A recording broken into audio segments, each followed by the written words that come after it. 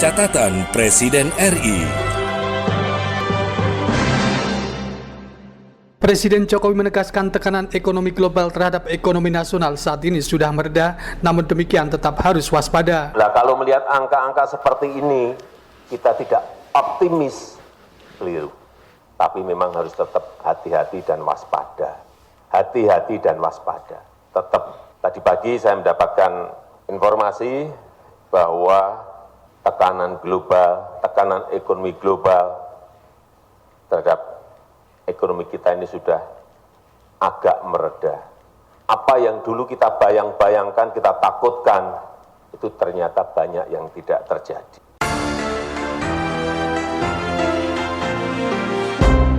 Presiden minta kepada jajarannya untuk memperhatikan persoalan kebutuhan pokok seperti beras dan minyak goreng. Yang berkaitan dengan inflasi, kenaikan harga-harga, barang dan jasa, saya lihat betul-betul harus diwaspadai mengenai yang pertama urusan beras, yang kedua yang berkaitan dengan minyak goreng, sudah dilihat betul.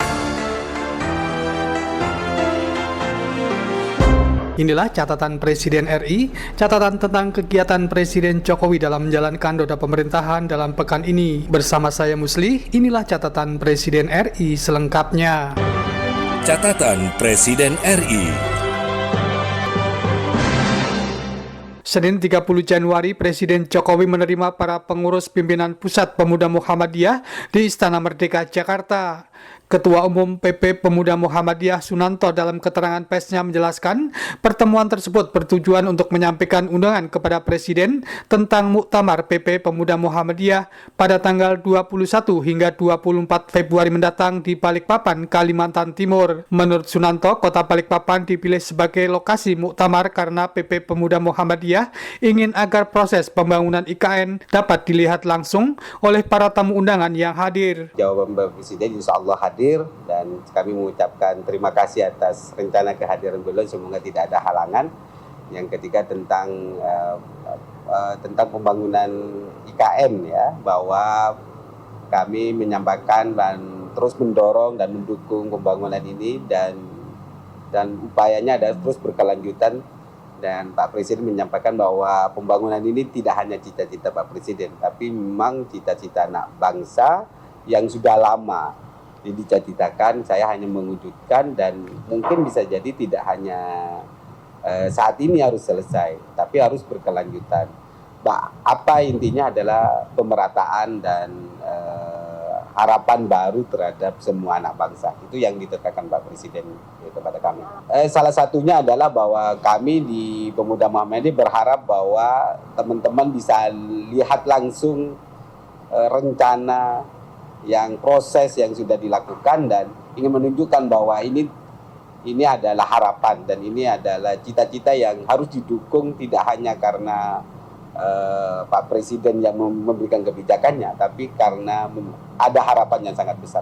Pada kesempatan itu, Sunanto juga menjelaskan sejumlah agenda Muktamar Pemuda Muhammadiyah, diantaranya pemilihan pimpinan PP Pemuda Muhammadiyah. Saat menerima pengurus pimpinan Pusat Pemuda Muhammadiyah, Presiden Jokowi didampingi Menteri Sekretaris Negara Pratikno. Senin 30 Januari, Presiden memimpin rapat kabinet terbatas di kantor Presiden Komplek Istana Kepresidenan di Jakarta. Rapat itu membahas tentang peningkatan aktivitas ekonomi dan pariwisata setelah dicabutnya pembelakuan PPKM. Presiden dalam pengantar rapat kabinet terbatas itu antara lain menekankan kepada semua pihak untuk mewaspadai hal yang berkaitan dengan inflasi, kenaikan harga barang dan jasa. Presiden masalah beras dan minyak goreng harus diperhatikan semua pihak. Yang kedua, yang berkaitan dengan ekonomi, utamanya yang berkaitan dengan inflasi, kenaikan harga-harga, barang dan jasa, saya lihat betul-betul harus diwaspadai mengenai yang pertama urusan beras, yang kedua yang berkaitan dengan minyak goreng, sudah dilihat betul. Presiden Jokowi juga menyinggung tentang investasi. Selain itu, Presiden Jokowi juga menilai geliat pariwisata di sejumlah daerah yang sudah mulai terlihat. Di lapangan saya lihat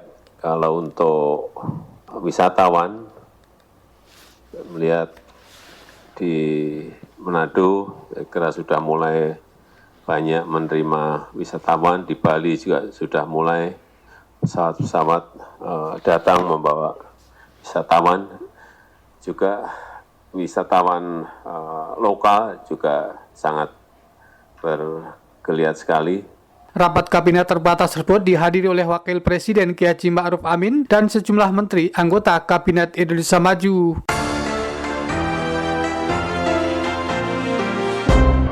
Senin 30 Januari masih terkait dengan rapat kabinet terbatas di kantor Presiden, Menko Perekonomian Erlangga Hartarto usai mengikuti rapat kabinet terbatas dalam keterangan pers mengungkapkan pemerintah terus memantau kondisi ekonomi dunia yang sudah mulai terkendali meski terjadi pelemahan dan inflasi. Lebih lanjut, Erlangga Hartarto juga menjelaskan pemerintah terus berupaya mendorong sejumlah sektor dalam rangka memaju pertumbuhan ekonomi Indonesia pada tahun 2023. Namun pemerintah mendorong beberapa langkah dalam negeri, yaitu untuk belanja dalam negeri didorong, konsumsi dan investasi juga terus didorong, dan beberapa sektor ya diharapkan bisa terus dipacu, sektor industri, sektor pariwisata, dan kita lihat sinyal positifnya ada. Kita lihat sinyal positif dari PMI, jadi Purchase Manager Index yang diterbitkan oleh BI, angka di bulan Januari 53,3. Kemudian untuk production level di angka 56,2, kemudian angka order from customer di angka 55, dan tentunya juga kita melihat import, kredit, dan yang lain arahnya positif, dan pertumbuhan ekonomi kita didorong oleh konsumsi dan ekspor, dan kita harus menjaga domestic demand. Sementara itu, di tempat terpisah, Menteri Pariwisata dan Ekonomi Kreatif Sandiaga Uno menjelaskan kebijakan pencabutan PPKM telah memberikan dampak yang signifikan terhadap sektor pariwisata dan ekonomi kreatif. Menurut Sandiaga Uno, setelah PPKM dicabut, sejumlah indikator pariwisata mengalami kenaikan. Maka aktivitas ekonomi, khususnya di pariwisata dan ekonomi kreatif, meningkat secara signifikan dengan tingkat hunian kamar mencapai angka 80-90% di beberapa destinasi, dan untuk destinasi favorit Bandung, Yogyakarta, dan Bali malah mencapai angka 100%. Juga target pasar wisata mancanegara yang dinaikkan secara signifikan tahun ini dengan beberapa kebijakan seperti penambahan jumlah penerbangan. Juga tadi Bapak Presiden memberikan arahan agar pembangunan di KEK, kawasan ekonomi khusus pariwisata, dipercepat sehingga terciptalah peluang usaha dan lapangan kerja. Rapat kabinet tersebut dipimpin oleh Presiden Jokowi dan dihadiri Wakil Presiden Kiai Haji Ma'ruf Amin serta sejumlah menteri anggota Kabinet Indonesia Maju. Selasa 31 Januari, Presiden Jokowi memimpin rapat kabinet terbatas yang membahas tentang pangan di Istana Merdeka, Jakarta. Menteri Perdagangan Zulkifli Hasan usai mengikuti rapat tersebut kepada wartawan mengatakan, Presiden Jokowi menginstruksikan jajarannya untuk melakukan stabilisasi harga beras yang merangkak naik. Lebih lanjut, Zulkifli Hasan mengatakan Perum Bulog diminta untuk segera mendistribusikan beras melalui operasi pasar. Diharapkan dengan operasi pasar itu dapat menstabilkan harga. Kabulog dan kita semua akan membanjiri dengan stok yang ada. Dengan demikian mudah-mudahan waktu dekat ini harga sudah bisa kembali turun. Sementara itu, di tempat yang sama, Kepala Badan Pangan Nasional Arief Prasetyo Adi menjelaskan kepada wartawan tentang ketersediaan beras. Langsung kepada kami bertiga untuk stabilisasi harga beras. Kemudian stok Bulog hari ini ada sekitar 300.000 ton. Ini harap segera disalurkan. Kemudian pasar induk Cipinang yang hari ini 13.000 ton harus ditop up sampai 30.000 ton. Tapi Pak Buas nanti akan minta downline-nya supaya tidak disalahgunakan. Ya, jadi downline-nya akan diberikan. Kemudian dari kerangka sampel area BPS, memang Februari dan Maret ini akan mulai panen, ya. Tapi nanti puncaknya ada di bulan depan, jadi Februari Maret. Hadir dalam rapat tersebut sejumlah pihak seperti Direktur Utama Perum Bulog Budi Wasiso.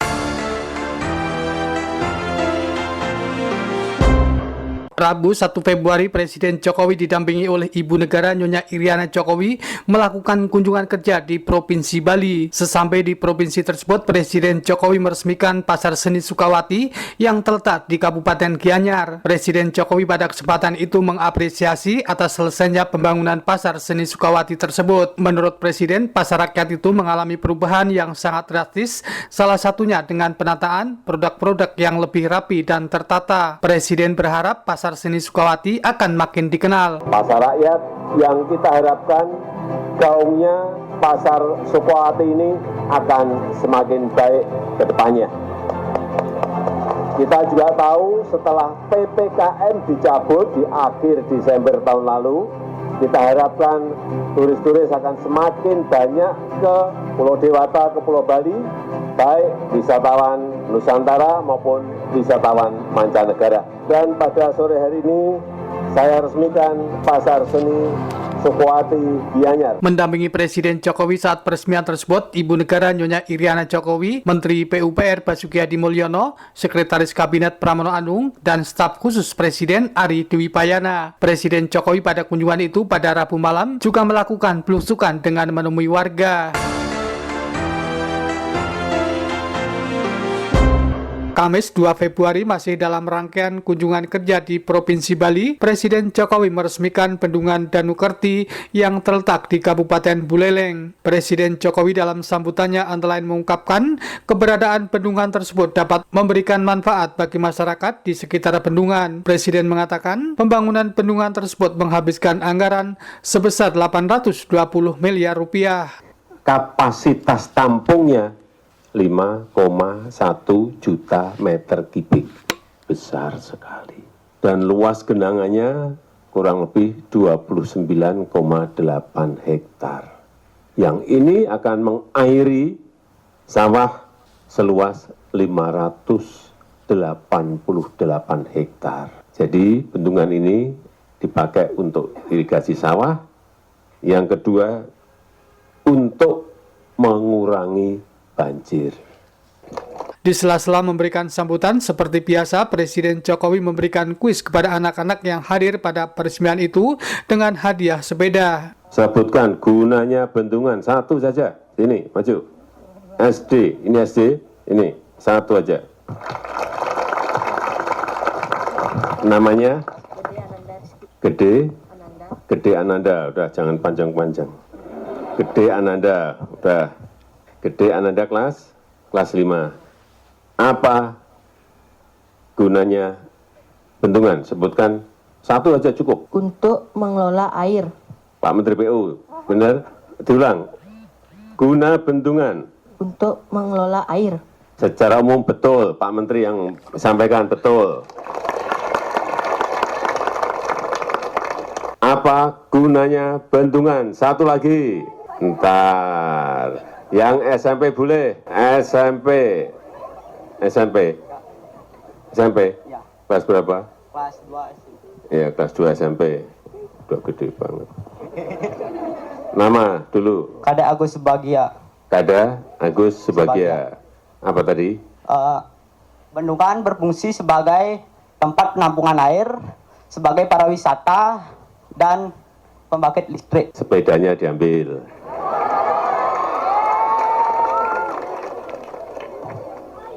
Dalam kunjungan kerja itu, Presiden Jokowi juga mengunjungi sentra tenun Jembrana di Kabupaten Jembrana. Presiden Jokowi yang didampingi Ibu Negara Nyonya Iriana Jokowi pada kunjungan itu juga memberikan penghargaan kepada pemerintah daerah yang telah mengembangkan industri kreatif di Bali, khususnya Kabupaten Jembrana. Presiden dan Ibu Negara Nyonya Iriana Jokowi dalam kunjungan itu selain menyapa masyarakat juga memberikan bantuan sosial kepada para pedagang. Rabu 1 Februari, Presiden menghadiri Mandiri Investment Forum 2023 di Jakarta. Pada kesempatan itu, Presiden Jokowi minta agar semua pihak untuk optimis dalam persoalan ekonomi. Menurut Presiden, sikap optimis tersebut didasarkan dengan melihat angka-angka ekonomi tahun 2022 lalu. Namun demikian, Presiden Jokowi minta agar tetap hati-hati dan waspada. Inflasi masih terkendali di angka 5,5%. Purchasing Managers Index juga berada di angka yang ekspansif,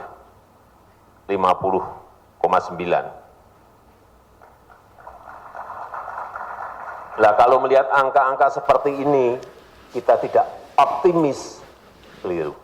Tapi memang harus tetap hati-hati dan waspada. Hati-hati dan waspada. Tetap.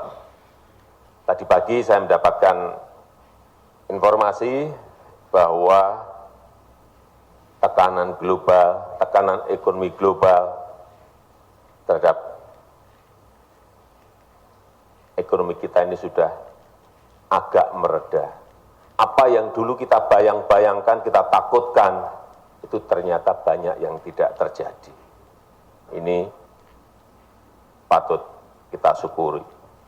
Dan yang paling penting juga dari sisi perbankan, kredit tumbuh 11,3% di tahun 2022. 11,3%. Dana pihak ketiga DPK tumbuh 9%. NPL gross di angka 2,4. Ini juga patut kita syukuri. Selain itu, Presiden Jokowi menegaskan dirinya telah perintahkan kepada jajarannya untuk fokus melakukan hilirisasi. Menurut Presiden, konsistensi hilirisasi merupakan kunci Indonesia untuk melompat dari negara berkembang menjadi negara maju. Konsistensi kita di dalam industrialisasi, hilirisasi menjadi kunci. Jangan kita hanya senang karena keberhasilan di nikel. Ya, nikel memang menjadi sebuah contoh dari yang dulu waktu kita ekspor mentahan 1,1 billion US dollar saat masih mengekspor mentah. Di 2022 perkiraan saya sudah di angka berapa Pak Luhut? 30? Kira-kira 30 sampai 33 billion US dollar. Bayangkan dari kira-kira 17 triliun kemudian melompat menjadi 450 triliun rupiah. Betapa nilai tambah itu sangat besar sekali. Sehingga sekali lagi saya sampaikan kepada para menteri, setiap rapat, jangan tengok kanan kiri, lurus terus hilirisasi. Digugat di WTO terus, kalah tetap terus.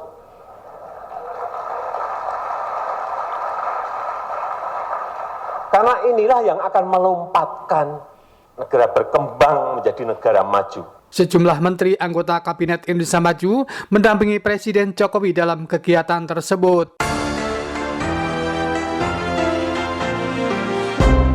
Jumat 3 Februari, Presiden Jokowi di Istana Merdeka Jakarta menerima kunjungan kehormatan para Menteri Luar Negeri ASEAN dan Sekjen ASEAN. Menteri Luar Negeri Republik Indonesia Retno Marsudi setelah mendampingi Presiden Jokowi dalam pertemuan itu antara lain mengungkapkan, Presiden Jokowi menekankan tentang pentingnya sentralitas dan kesatuan ASEAN yang perlu terus dijaga. Menurut Menteri Luar Negeri Retno Marsudi, Presiden Jokowi dalam pertemuan itu juga menekankan bahwa ASEAN tidak boleh menjadi proksi bagi siapapun. Lebih lanjut, Retno Marsudi menjelaskan Presiden menilai sentralitas dan kesatuan ASEAN merupakan modal utama ASEAN. Menteri Luar Negeri Retno Marsudi juga menjelaskan dalam pertemuan itu Presiden Jokowi juga menekankan pentingnya penghormatan terhadap prinsip-prinsip demokrasi, hukum internasional, serta hak asasi manusia sesuai dengan yang ada dalam piagam ASEAN. Dan Bapak Presiden menekankan pentingnya penghormatan terhadap prinsip-prinsip demokrasi, hukum internasional, hak asasi manusia sesuai dengan apa yang ada di dalam piagam ASEAN. Bapak Presiden juga menekankan bahwa 5 point of consensus akan tetap menjadi mekanisme utama ASEAN di dalam mengadres isu atau perkembangan di Myanmar. Itu yang pertama. Yang kedua, Bapak Presiden menekankan bahwa ASEAN harus menjadi epicentrum of growth atau pertumbuhan ekonomi di tengah gelapnya proyeksi ekonomi dunia saat ini. Namun Bapak Presiden kembali lagi mengingatkan bahwa kita akan dapat menjadikan ASEAN sebagai epicentrum of growth kalau kita mampu menjaga stabilitas perdamaian di kawasan. Jadi intinya itu yang disampaikan oleh Bapak Presiden, dua hal tetapi sangat substantif, sangat signifikan. Dan apa yang disampaikan oleh Bapak Presiden tadi diapresiasi oleh semua Menteri Luar Negeri ASEAN. Beberapa Menteri Luar Negeri ASEAN kemudian berbicara menyampaikan beberapa hal, termasuk Laos sebagai ketua yang akan datang setelah Indonesia. Sekjen ASEAN juga bicara, kemudian Menteri Luar Negeri Singapura dan Menteri Luar Negeri Thailand. Semua intinya adalah kesiapan negara anggota ASEAN untuk mendukung keketuaan Indonesia. Pada kesempatan itu, Menteri Luar Negeri Retno Marsudi menjelaskan pertemuan para Menlu ASEAN dan Sekjen ASEAN dengan Presiden Jokowi itu dalam rangkaian pertemuan Menteri Luar Negeri ASEAN yang dimulai Jumat siang di Jakarta. Menurut Menteri Luar Negeri Retno Marsudi, rangkaian pertemuan para Menteri Luar Negeri ASEAN ini merupakan pertemuan besar pertama yang dilakukan di bawah keketuaan Indonesia pada ASEAN tahun 2023. Sebelum melakukan pertemuan, Presiden Jokowi didampingi Menteri Luar Negeri Retno Marsudi mengajak para Menteri Luar Negeri dan Sekjen ASEAN tersebut berbincang ringan di beranda belakang Istana Merdeka, Jakarta. Demikian catatan Presiden RI pekan pertama bulan Februari tahun 2023. Saya Musli dan tim liputan melaporkan. Catatan Presiden RI.